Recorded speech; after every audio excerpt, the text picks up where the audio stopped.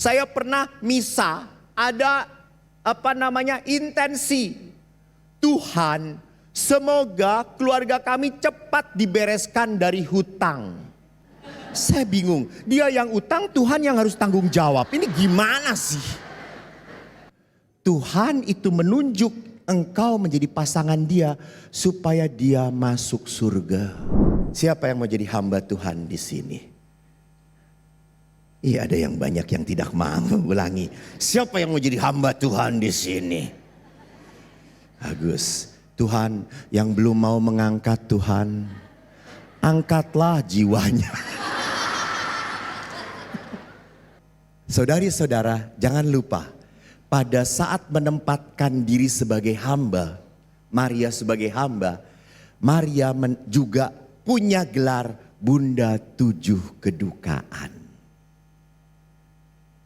Jadi kalau saya mau jadi hamba, saya harus siap apa? Berduka. Saya harus siap apa? Berkorban. Hamba. Karena banyak sekali dalam kehidupan kejadian yang terjadi pada kita tidak seperti yang kita bayangkan. Tidak seperti yang kita inginkan. Kan banyak ibu-ibu tuh romo. Saya itu ingin punya mantu yang baik, mantu laki-laki yang baik pada anak saya. Hormat pada mertuanya, rajin kerja, rajin berdoa, takut akan Tuhan, selalu setia ke gereja. Terus saya ngomong, ibu, anak ibu pasti dapat pasangan di surga nanti. Kriterianya berat banget coy. Sempurna banget. Gitu. Padahal apa yang kita hadapi, mantunya nggak tahu diri lah. Mantunya nggak hormat lah. Mantunya nyakitin anak gue lah. So, apa yang harus kita lakukan? Saya mungkin bertanya, Tuhan kenapa ini terjadi? Kok bisa terjadi? Saya pun sama. Kalau kita sudah rajin ke gereja, rajin berdoa, suka pelayanan, tiba-tiba harus mengalami penyakit yang tak tersembuhkan. Kanker, tumor. Apa salah saya? Kenapa kok terjadi? Saya begitu sedih pada saat menghadapi kematian teman saya. Dia itu kakak kelas saya, orang pinter. Dia disekolahkan di sekolah yang jarang banget, teologi liturgi di Amerika. Dan dia punya lulus sebagai mahasiswa summa cum laude. Pinter. Flores Jawa. Darato namanya. Tinggal di Pratista. Dan baik, saya tuh dengan dia sering ngobrol sampai malam. Dia ngerokok, saya saat itu belum merokok, belum bertobat. Lalu akhirnya suatu saat dia mau pergi ke ulang tahun pastor.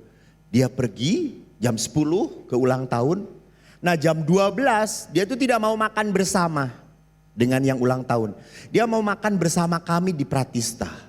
Naik motor, Pratista itu kan konturnya naik ke atas. Dia naik motor dari bawah, kenceng. Ya karena kalau tidak kenceng sulit, karena itu nanjak banget, kenceng.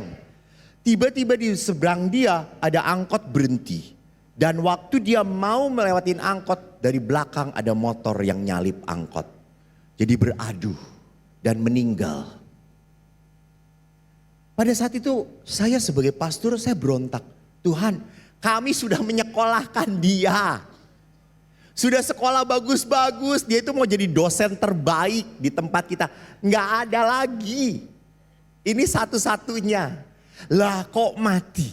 Matinya pun mengenaskan. Dan dia pastor, nggak salah. Dan betul waktu diperiksa oleh polisi, dia tidak salah. Itu jalurnya dia. Yang salah adalah yang dari atas. Tetapi lihat, banyak hal yang tidak kita mengerti. Kan ada lagunya toh? Apa?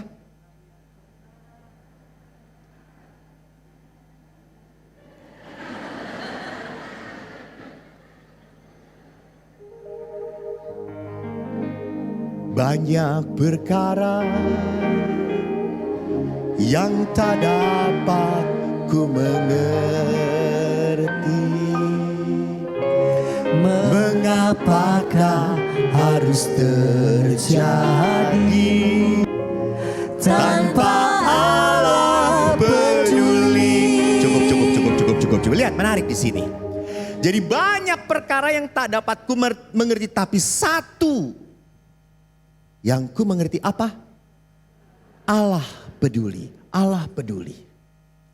Ibu-ibu, bapak-bapak, jangan lupa, jangan pernah minta Tuhan, angkat salib ini dari hidupku. Angkat masalah ini dari diriku. Saya pernah misa, ada intensi. Tuhan, semoga keluarga kami cepat dibereskan dari hutang. Saya bingung, dia yang utang, Tuhan yang harus tanggung jawab. Ini gimana sih?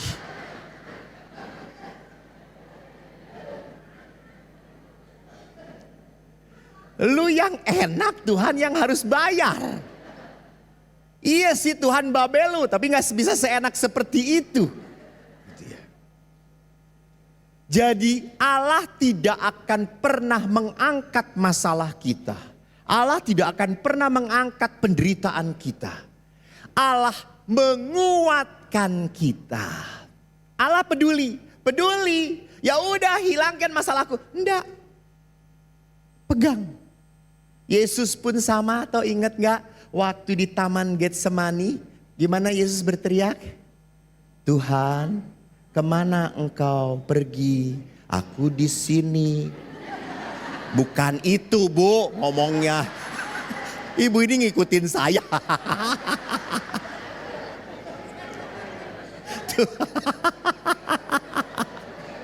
Tuhan, biarlah piala ini berlalu daripadaku. Cawan ini berlalu atau berjalan. Tapi terjadilah menurut kehendak. Ya, Yesus pun ngomong kayak gitu. Artinya Yesus pun ingin masalahnya diangkat. Padahal anak Tuhan. Tuhan pun membiarkan. Dah, kamu harus disalib. Jadi sama. Bu, jangan kalau Ekaristi berdoa dengan pasangan di sebelah, lalu Anda berdoa, Tuhan coba angkat dan hilangkan masalah dalam hidupku. Dan masalahku itu ada di sampingku.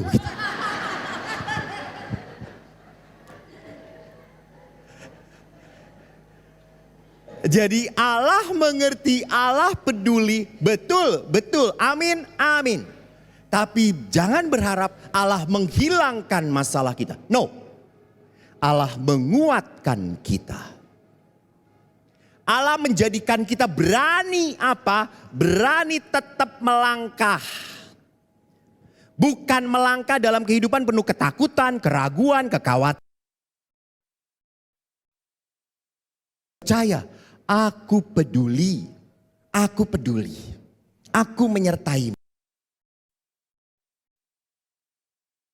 Spiritualitas ini kita bisa lihat tujuan hidup Maria terutama apa? Kehendak Allah. Kehendak Tuhan. Menarik kalau saya ngomong kehendak Tuhan.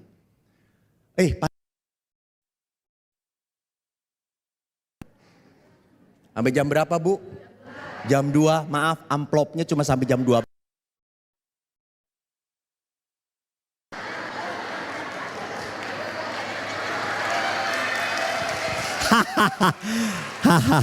Ayo komentar, Romo Eko Matre. Enggak lah.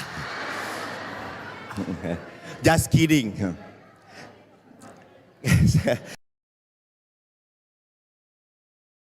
Batu gitu ya. Jadi Bu, hamba itu menurut kehendak Tuhan. Bu ingat. Di pastur.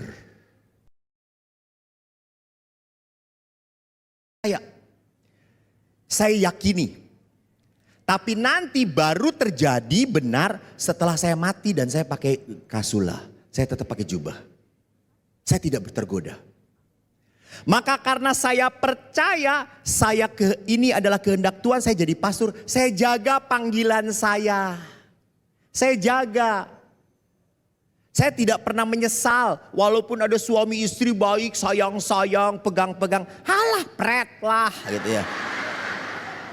Itu iklan doang lah gitu saya itu.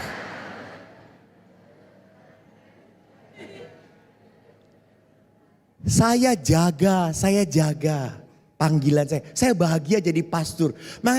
Dan kadang-kadang ibu-ibu ini yang tidak menjaga panggilan saya. Dipoto, nempel-nempel lah semuanya. Ya Allah Tuhan, kata saya itu. Ini bukan tembok, kata saya.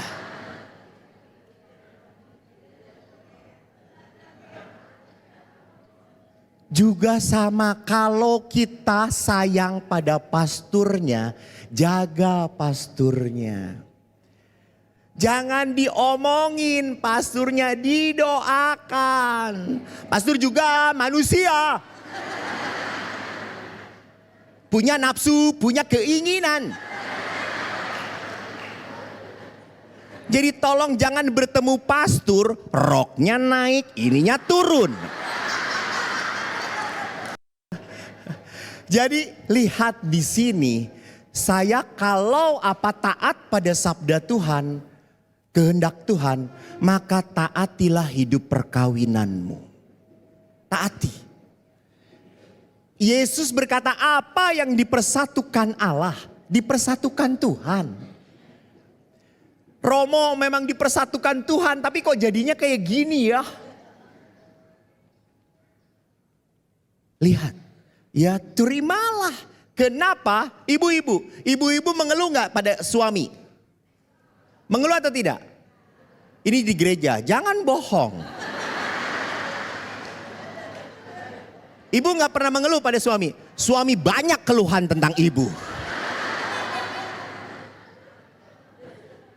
Suaminya datang gak? Nggak datang, sayang sekali. Oh ini suaminya? Oh ini suami, ya suami saya, ya udah pasti kan berdekatan.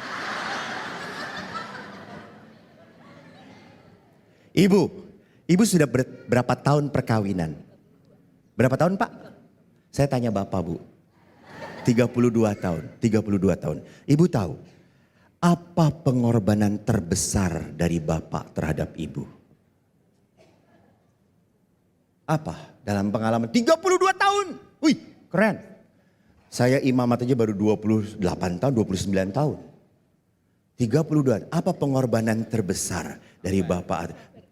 Nanti dulu orang gua tanya. Itu kan kata Bapak. Apa pengorbanan terbesar dari Bapak kepada Ibu?